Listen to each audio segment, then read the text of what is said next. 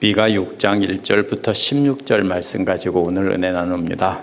지난주 말씀에서 메시아를 의지하는 자는 안전하게 보호받을 것이라고 했습니다. 우리가 대적의 손에 잡혀서 죽게 된 순간에도 메시아께서 우리를 대적의 손에서 낚아채 주시고 평화를 주신다는 거였습니다. 뿐만 아니라 그렇게 메시아께서 구하신 남은 자들을 통해서 생명을 살리게도 하시고 대적들은 사자처럼 찢게도 하신다고 했습니다.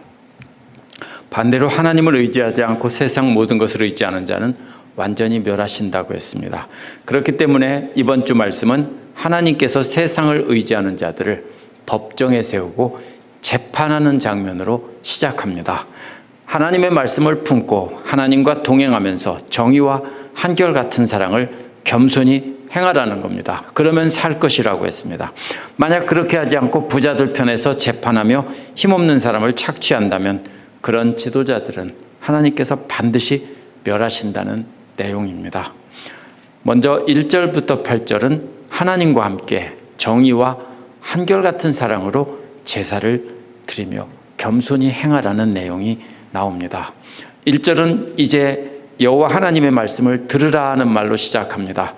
완전한 멸망을 선포하신 뒤에 그 백성들을 모아놓고 재판하는 장면입니다. 이 산들과 작은 산들을 여호와의 재판정에 증인으로 세운 것입니다. 이것은 하나님의 언약에 관한 재판입니다. 언약을 어긴 사람은 어떻게 합니까? 그렇게 언약의 짐승처럼 쪼개는 거라고 그랬죠. 그래서 고대에 언약이 깨진다면 언약의 당사자 둘 중에 누가 깼는지를 재판을 통해 밝혀야 합니다. 이어서 산들과 작은 산을 불러놓고 누가 언약을 깼는지 밝혀보자는 겁니다. 그래서 일어나서라는 말은요, 변론을 할 준비를 하라는 겁니다. 이제 일어서서 내 변론을 시작해서 증인들인 산들과 작은 산들이 듣게 하라는 겁니다. 근데 산들과 작은 산들은요, 이게 산을 사람처럼 표현한 것이나 단순히 수사학적인 그런 멋진 글처럼 보이게 하는 그런 표현이 아닙니다. 하나님은 동식물뿐 아니라 산과 바다, 그 밖의 모든 만물을 창조하신 분이시라는 것을 나타내는 말입니다. 2절은요, 너희 산들아, 그리고 땅을 바치고 있는 견고한 기둥들아 그랬죠. 근데 이 땅을 바치고 있는 견고한 기둥은 산을 말만 바꿔서 다시 말한 것이라고 말하기도 합니다. 왜냐하면 지구에서 가장 오래된 부분이 산이기 때문입니다. 그러나 이 땅의 견고한 기초라는 말은 바다 밑에 있는 산의 기초를 말하는 것입니다. 그래서 하나는 땅 위에서 높이 솟아있는 산이고요, 견고한 기초는 가장 깊은 곳에 있는 바다 밑바닥에 있는 산의 뿌리, 기둥을 말합니다. 그래서 땅을 받치고 있는 그런 기둥이라는 뜻입니다. 그래서 땅 위에 높이 솟아있는 것과 바다 깊은 곳에 있는 산들의 기둥들과 짝을 이루는 것입니다.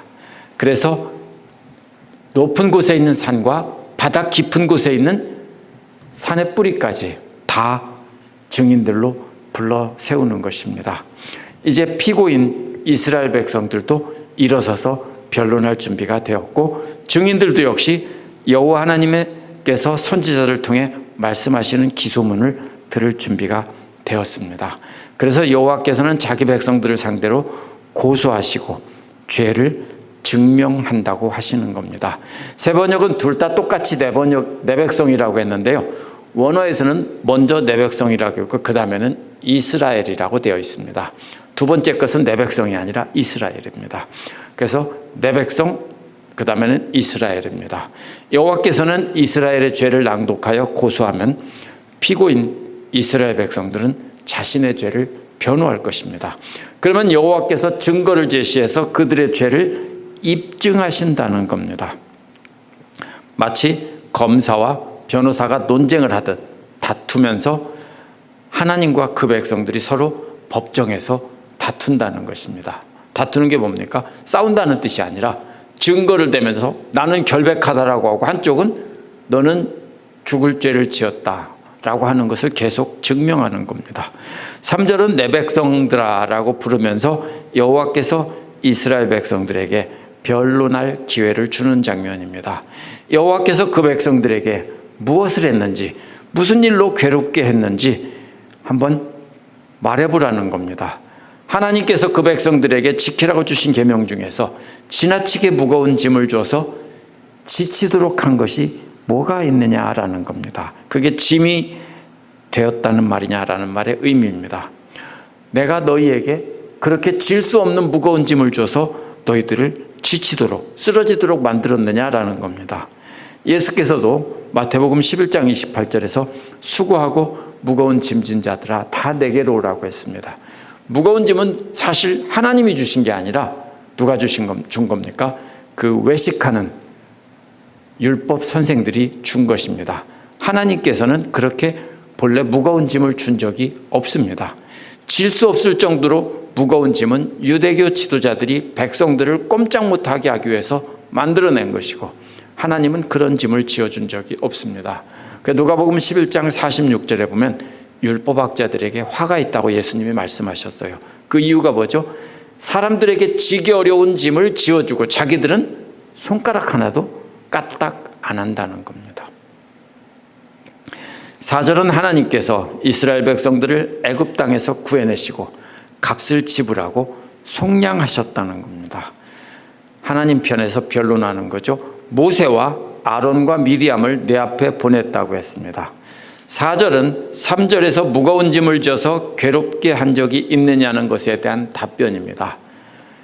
괴롭게 하기보다는 오히려 너희가 무거운 짐을 지고 있었는데 애굽에서 노예로 무거운 짐을 지고 고통받고 있었는데 오히려 하나님께서 해방시켜줬다는 겁니다. 그게 모세와 아론과 미리암을 말한 목적입니다. 하나님께서는 오히려 너희가 무거운 짐을 지고 노예살이 할 때 해방시켜줬어. 나는 너희에게 무거운 짐을 지운 적이 없어라는 겁니다. 5절은 내 백성아라고 다정하게 부르면서 모압 왕 발락이 꾀한 것과 부올의 아들 발람이 그에게 대답한 것을 기억하라고 했습니다. 순서를 생각해야 됩니다. 4절은 이집트에서 홍해를 건너서 구원받는 것을 말한 것이라면 5절은 모압 왕 발락과 부올의 아들 발람을 말씀하신 것은 요단강을 건너 가나안 땅으로 들어가게 하신 것을 뜻하는 것입니다. 그래서 시딤은 요단강 동쪽에서 마지막 머물렀던 곳이고요. 길갈은 요단강 건너서 처음 멈춘 곳입니다. 그렇다면 지금 순서대로 말하고 있습니다. 이집트에서 나와서 가나안 땅에 들어가기까지 과정을 말한 것이고요. 특별히 모압 왕 발락을 말한 것이 특별한 큰 의미가 있는 것은 아닙니다. 하나님께서 그렇게 인도하셔서 이렇게 지나가는 길을 쭉 순서대로 이야기한 겁니다. 그래서 지나가는 길을 이야기하기 위해서 모압 왕 발락을 이야기한 겁니다. 그렇다면은 하나님께서 이집트에서부터 노예살이에서 해방시켜서 가나안 땅에 들어가기까지 놀라운 기적으로 인도하신 그리고 보호하신 하나님의 은혜를 돌이켜보라는 겁니다. 그러면 여호와가 공의롭게 행했다는 것을 깨닫게 된다는 겁니다. 6절은 여호와께서 기적을 통해 자신들을 구원한 것을 깨달은 백성들이 무엇으로 감사를 드릴지 질문한 겁니다. 하나님께 너무나 큰 은혜를 입었죠. 그러니까 백성들이 뭐라고 합니까? 우리가 무엇으로 감사를 드릴까요? 무엇을 가지고 여호와께 나가며 높으신 하나님을 경배하겠습니까? 라고 스스로 질문한 겁니다. 그리고 스스로 내가 번제물로 1년 된 송아지를 가지고 그 앞에 나갈까요? 라고 대답한 겁니다. 1년 된 송아지는 뭡니까? 가장 귀한 제물입니다. 그렇죠? 양보다도 송아지가 훨씬 귀하죠. 우리도 가장 큰 재산이 뭡니까? 옛날에 우리 아버지 세대만 해도 송아지죠. 그렇죠? 송아지가 커서 큰 소가 되면 밭도 갈고 짐도 나르고 다 하잖아요.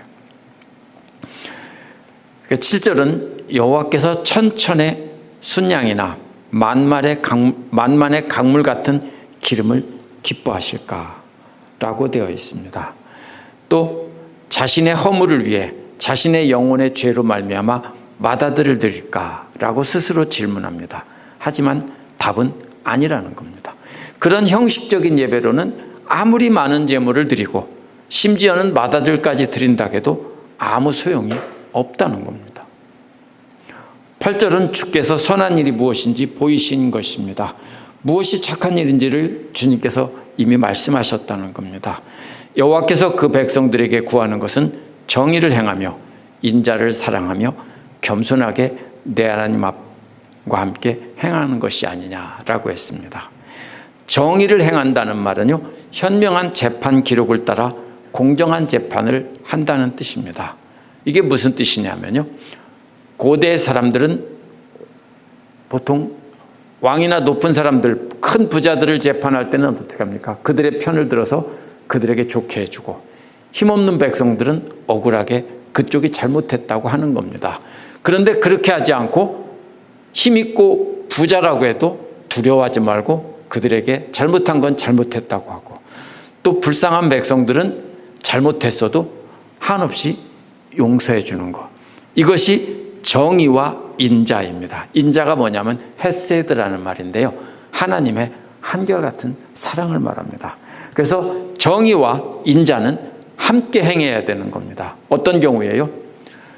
내가 핍박을 받고 어려움을 겪을 때는 상대가 나를 위협하더라도 그것은 공정한 재판을 해서 내가 핍박을 받고 어려움을 당하는 게 맞고요. 그러나 힘없는 불쌍한 백성들은 비록 죄를 지어졌더라도 불쌍히 여기고 용서해주고 사랑으로 덮어주라는 겁니다. 이것이 바로 이 인자와 정의를 행하고 인자를 사랑하는 겁니다. 그 다음에 겸손은 뭡니까? 그 다음에 겸손은 항상 그렇게 행하면서 겸손하게 하나님 앞에서 이렇게 낮은 자로 엎드리라는 겁니다. 그래서 정의와 인자는 양날의 칼과 같습니다. 강한 자들은 공정하게 재판하고 악한 일을 했다면 분명히 잘못했다고 심판을 해야 되고, 약한 사람들은 용서하고 사랑해야 된다는 겁니다. 하지만 보통 사람들은 정반대로 하죠. 강한 자들은 편을 들어주고 약한 자들은 엄하게 다스린 겁니다. 그렇게 강한 자들의 죄는 공정하게 재판하고 약한 자들의 실수는 한없이 용서하는 것이 하나님이 그 백성들에게 하신 것이고 또 그 백성들이 해야 될 기본 태도입니다. 그런 태도를 바탕으로 하나님과 함께 겸손히 걸어가야 합니다. 그래서 하나님과 함께 행한다는 말은요, 하나님과 함께 동행한다는 뜻입니다.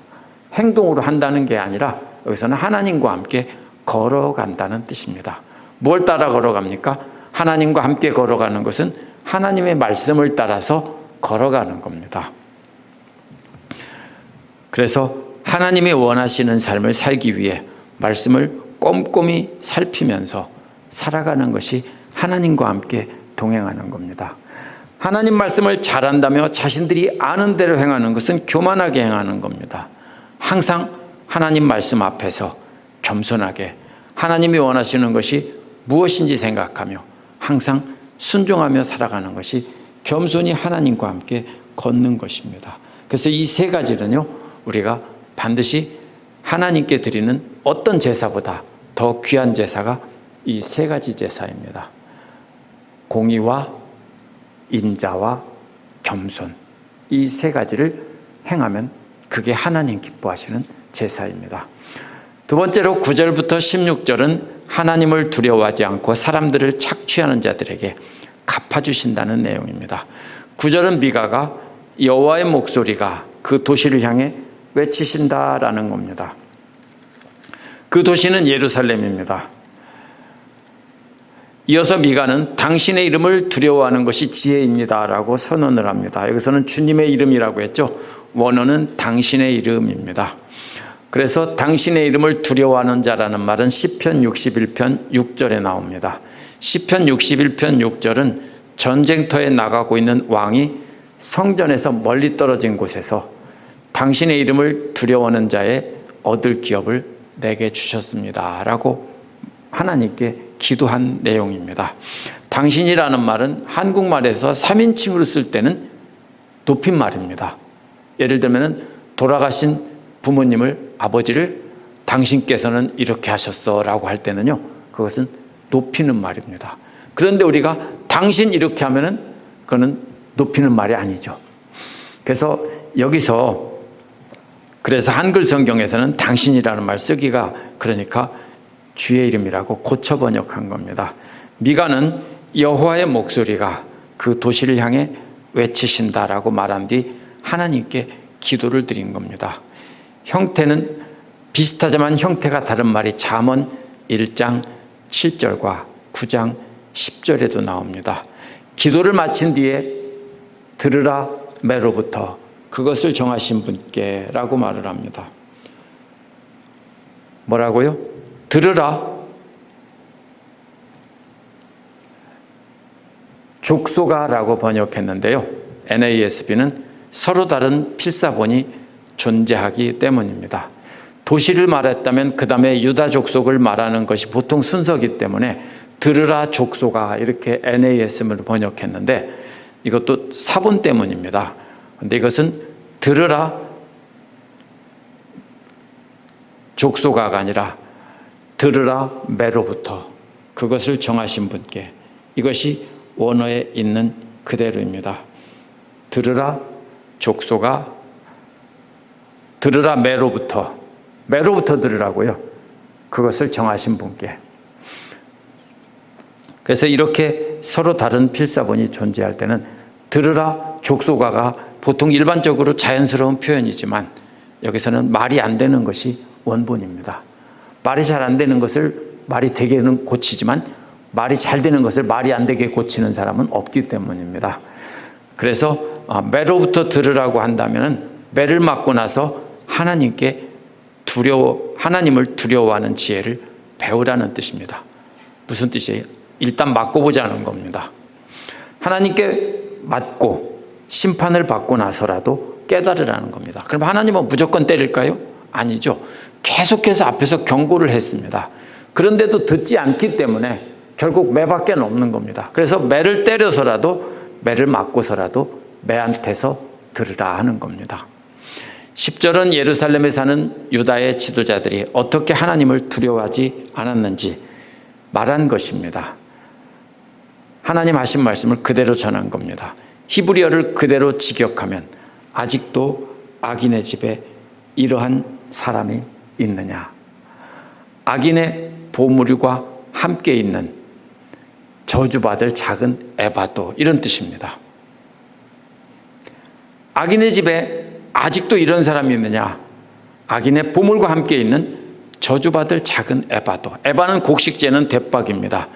이것은 상인들이 가짜들을 사용해서 이득을 취했다는 뜻이 아닙니다. 오해하면 안 됩니다. 이것은 부유한 사람들이 백성들에게 곡식을 빌려줄 때는 어떻게 합니까? 작은 대로 되어주고 받을 때는 올바른 대로 받는 것을 뜻하는 겁니다. 어떻게 하면 되죠? 모양은 똑같고 밑에를 좀 낮추면 되겠죠? 마술사들처럼 그렇게 해놓고서 그렇게 퍼서-줍니다. 근데 높은 사람이 퍼주는데, 곡식을 빌려주는데 그걸 보고 어디 밑바닥 좀 조사해 봅시다 할 수 있는 사람이 없죠. 그래서 이것이 바로 저주받은 작은 에바라는 말입니다. 이렇게 줄 때는 적게 주고 받을 때는 많이 받고 이자까지 높게 받습니다. 그걸 책망하시는 겁니다. 왜 그렇게 백성들을 속입니까? 여호와를 두려워하지 않기 때문입니다. 11절도 여호와 하나님께서 질문하는 내용입니다. 내가 만일 부정한 저울을 썼거나 주머니에 거짓 저울 줄을 두었다면 깨끗하겠느냐라고 하는 겁니다. 물론 하나님께서 그렇게 하실 리가 없기 때문에 그렇게 하는 자들을 책망하시는 겁니다. 예루살렘에 사는 지배층들이 그렇게 백성들을 속여서 착취했기 때문에 이렇게 하는 말씀입니다. 그렇게 악한 일을 하면서 자신들은 거룩한 자들이라고 백성들 앞에서 행세하는 것은 여호와 하나님을 두려워하지 않기 때문입니다. 이런 사람들은 하나님이 없다고 생각하는 사람들입니다. 그렇지 않다면 절대로 그렇게 할 수가 없습니다. 12절은 예루살렘의 부자들은 폭력이 가득하다는 겁니다. 폭력배들이다 그랬죠. 예루살렘의 주민들은 거짓말을 한다는 겁니다. 10절에서 11절은 상인들이 백성들을 속인다는 뜻으로 해석하는 것은 12절을 보면 완전 잘못된 겁니다. 왜냐하면 12절에 예루살렘의 부자들과 그 주민들은 예루살렘의 지도자들이기 때문입니다. 이게 오늘날식으로 생각해서 예루살렘의 부자들은 그렇게 장사해서 돈 많이 번 상인이구나. 그게 아닙니다. 고대에는 절대로 권력과 재물이 분리될 수가 없습니다. 권력과 재물과 명예는 다 귀족층, 특별한 사람들이 다 갖고 있는 겁니다. 그래서 여기서 예루살렘의 부자들은 바로 무슨 뜻이냐면요, 왕족과 군대의 지도자들, 땅을 많이 가진 귀족들입니다. 그 다음에 예루살렘의 주민들도요, 역시 최고 통치자의 부하들로서 백성들을 통치하는 사람들입니다. 그래서 이러한 예루살렘의 최고 왕족 군사 지도자들과 그들 수하에 있는 통치자들이 백성들을 자신들의 권력과 재산으로 가난한 백성들을 매로 때리고 또 속인다는 겁니다. 힘이 있을 때는 매로 때리고, 그렇죠, 백성들이 잘못하면 매로 때리고, 아무 잘못이 없을 때는 속여서 빼앗고, 이렇게 한다는 것입니다. 13절은 그러므로 여호와 하나님께서도 이들을 쳐서 병들게 한다는 것입니다. 예루살렘의 귀족들이 가난한 백성들이 빚을 갚지 않는다고 쳐서 병들게 했기 때문에 똑같이 한다는 겁니다. 병든다는 말은요, 매를 맞아서 중상을 입는다는 뜻입니다. 견디기 어려운 형벌을 내린다고 했죠. 저들은 뼈가 부서지도록 때린 겁니다. 가난한 백성들을 빚 못 갚는다고 뼈가 부서지도록 때린 겁니다. 그렇게 해서 중상을 입혔다는 겁니다. 그러므로 하나님께서도 저들의 뼈가 부서지도록 때리시겠다는 겁니다. 세번역에서 너희가 망하는 것을 너희가 지은 죄 때문이라고 했습니다. 개역은 망하게 한다는 말을 정막하게 한다라고 번역했습니다. 이게 왜 그러냐면요, 이 말은 건물을 완전히 무너뜨려서 폐허를 만든다는 뜻입니다. 그런데 지금 여기서 어떤 말입니까? 건물이 아니라 사람이죠. 그렇다면 이게 무슨 뜻이냐면요, 예루살렘 지도자들을 뼈가 부서져서 건물로 비유한 겁니다. 뭐 하는 것처럼 우리도 때릴 때 흔집 벽 털듯 때린다, 뭐 이런 말 쓰죠. 그렇죠? 흔집 벽 털 때 어떻게 하죠? 커다란 해머로 벽을 치면 우르르 무너지죠.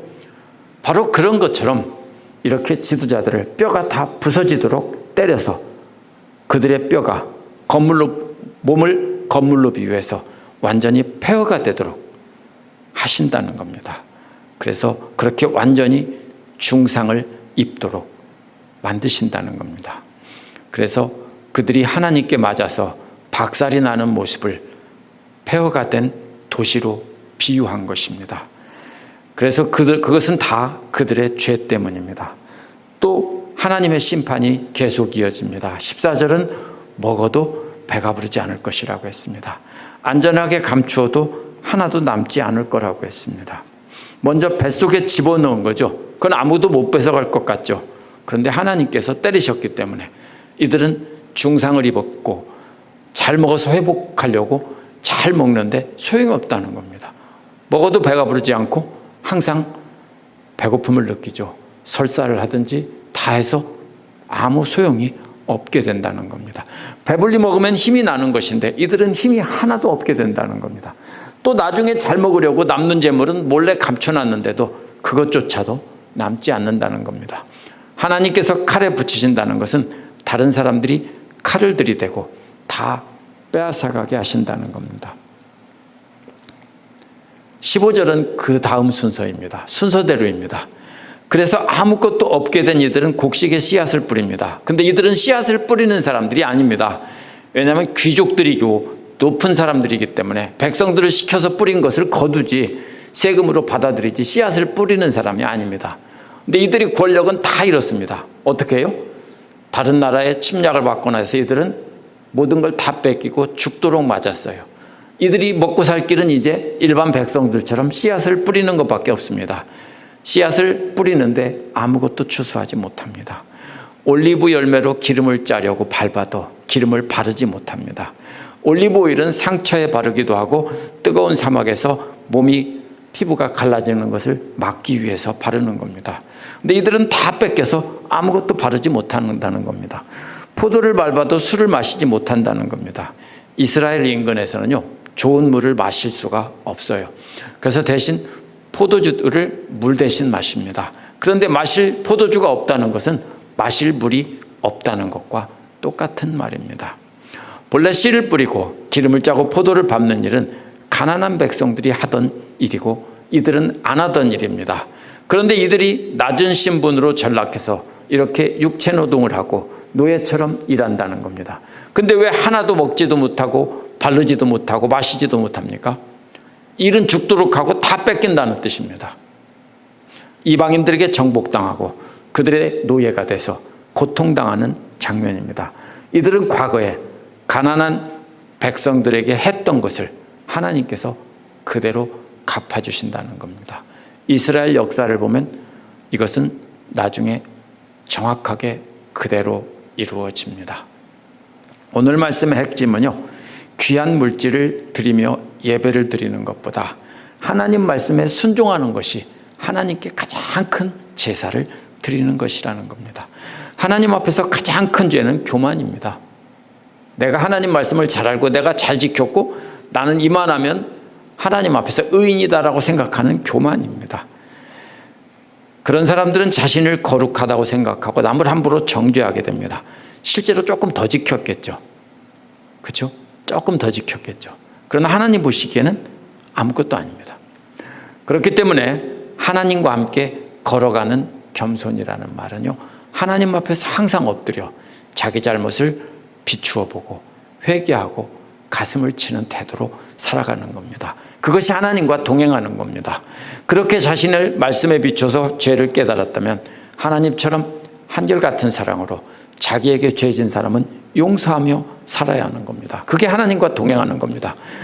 예수께서도 마태복음 18장 23에서 35절에서 1만 달란트 빚진 종이 그 빚을 용서받은 뒤에 100데나리온 빚진 자를 용서하지 않은 비유를 말씀하신 겁니다.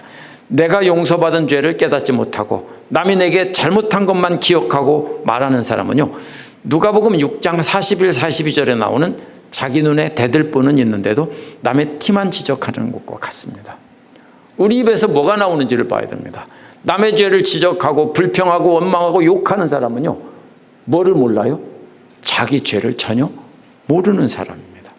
먼저 말씀에 비추어서 자기를 죄를 깨닫고 가슴을 치는 사람은 자기가 그 용서받은 죄를 기억한다면 다른 사람이 내게 행한 죄도 한없이 용서하는 겁니다. 그게 오늘 말씀에 나온 인자라는 말이고요, 한결같은 사랑이고 그것이 바로 하나님과 동행하는 길입니다. 우리가 만약 작은 일이라도 결정하는 권한을 가졌다면 나보다 힘이 있고 재물도 많고 그런 사람에게 위축되면 안 되고 공정하게 행해야 되고, 반대로 나보다 약한 사람에게서는 그들이 비록 잘못했지만 용서해주고 한없이 용서해주고 도와주고 불쌍히 여겨주고 감싸줘야 하는 것입니다. 왜냐하면 하나님께서 우리를 그렇게 하셨기 때문에 그것이 하나님 기뻐하시는 예배입니다. 하나님께서 경고하시는 대상은 하나님을 두려워하지 않는 사람들입니다. 그래서 오늘 말씀은 하나님이 없다고 생각하기 때문에 자기 탐욕대로 살아가는 사람들에 대한 경고입니다. 오늘날 통치자가 아니니까 상관없다 하면 안 됩니다. 우리가 하나님께서 주신 재물로 우리가 가진 것으로 우리 탐욕대로 살면서 어려운 사람을 돌아보지 않고 괴롭힌다면 바로 그런 우리가 바로 저주받을 자입니다. 그런 지위에 있지 않더라도 하나님을 두려워하지 않고 사람들을 속여서 이득을 취한다면 역시 저주받을 자입니다. 그런 사람들은 언약을 깨면 짐승을 쪼개듯 쪼개지는 것이 원칙입니다. 따라서 우리는 항상 무슨 일을 하든지 하나님 앞에서 하나님을 두려워하는 마음으로 행해야 됩니다. 기도하겠습니다.